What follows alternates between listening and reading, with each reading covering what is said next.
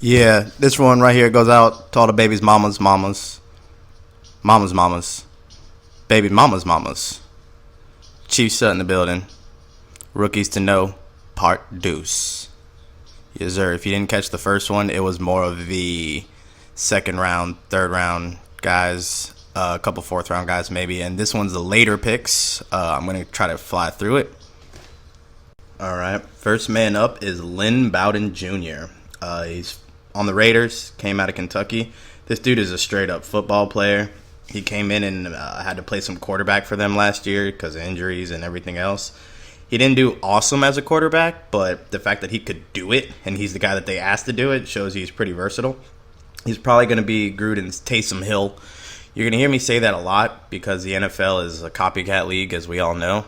And seeing what Taysom Hill's been doing for the Saints and the little gadget plays and a little extra, I go back to Antoine Randall L. personally. I don't know if y'all remember him from the Steelers, but that dude used to run reverses and then chuck it. Like, that was cool.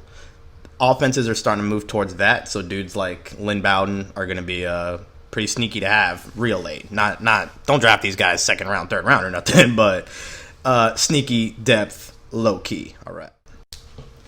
Next up is Brian Edwards, also on the Raiders. We know Gruden's kind of calling the shots with Mike Mayock over there, so they're literally building their offense, and then over the next couple years they'll probably build their defense.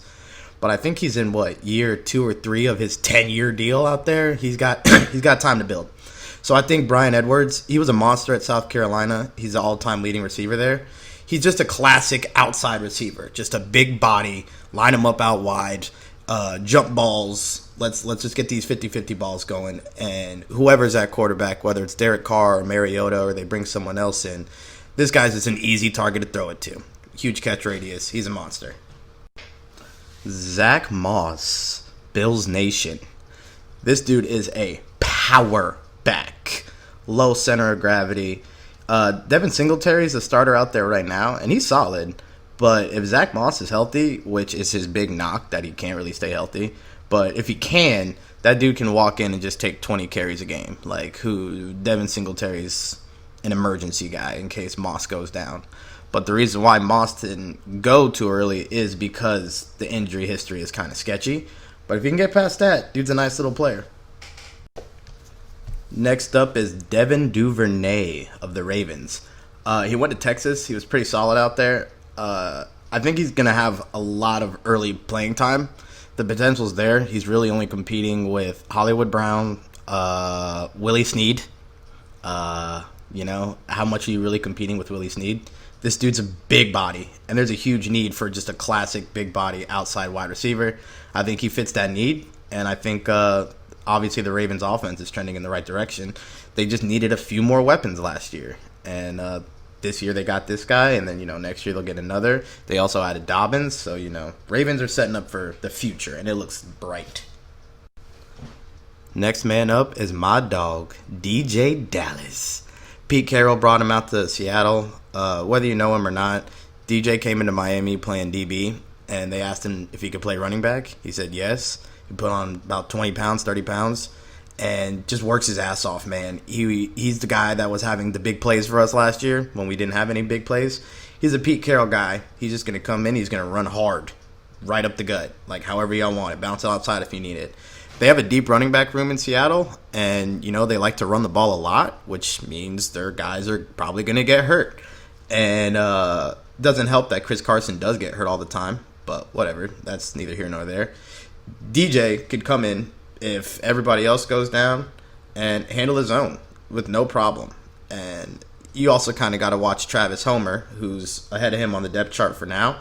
Also his running back mate at Miami. So, Pete Carroll knows what he's doing, man. All right, so next up is Quintez Cephus of the Lions. This dude is exciting to watch. I think he's going to be the wide receiver 3 right away, behind, obviously, Marvin Jones and Kenny Golladay. This dude just needs to get the ball in his hands, and he'll do the rest. He'll truck you, he'll jump over you, he'll moss you, kind of do whatever you want to do. Once again, this was a very deep receiver class, so it's easy to slip through the cracks. But this dude's a machine, like a straight-up machine. All right, KJ Hill of the Chargers. Crazy on this stat. This dude was playing with literally Devin Smith, and y'all might have forgot about him already, but he was pretty dope at Ohio State. Michael Thomas, Curtis Samuel, Paris Campbell, Terry McLaurin. He was on the same team with all these guys, and he's the all-time reception leader for Ohio State. And that includes everyone that's ever played at Ohio State. He did it just by being straight up consistent, and that's something that's really going to translate to the NFL. Imagine another Jarvis Landry.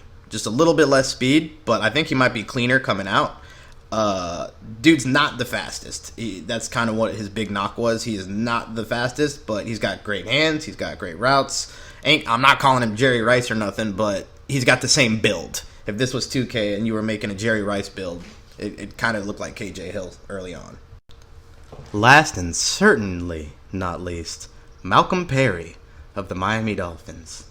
And yes, that quarterback, running back, wide receiver, kick returner, punt returner is legitimate. This dude is going to be Chan Gailey's Taysom Hill. Chan Gailey is the new offensive coordinator for the Dolphins. Dude's been in the league forever. He's actually coached with the Dolphins before. But I'm excited because he does some cool shit. And he takes the copycat thing that everybody in the NFL does and always puts his own little twist on it. So I'm excited to see what he does with Tua and the rest of the weapons and this guy. Malcolm Perry is just a great dude. He played at Navy. Like, who plays at Navy? Versatile, smart, quick, coachable. He's going to be a fan favorite for Dolphins Nation for a very long time. He's kind of small, but he's a playmaker, and he's just so cool. So, I'm a big Malcolm Perry guy. The fact that New England wanted him sells me even harder on him. Like, any guy that Belichick was pissed that he missed on. Whew. But, either which way, that's it for these guys. I appreciate you guys hearing the videos out. Some of you guys have reached out and told me you like them and they're cool, so I'm going to keep making them. That's all I need to hear. If one person likes it, I'm going to keep rocking. But yeah, feel free to like, subscribe, comment, all that fun jazz. Tell me if there's anyone that you think sucks ass at any of these guys, or any guys that you agree are like, all right, yeah, that I could see that one. Or just, tell me that I'm trash at 2K or Madden or something. I don't know. Talk to me, dog. I'm bored.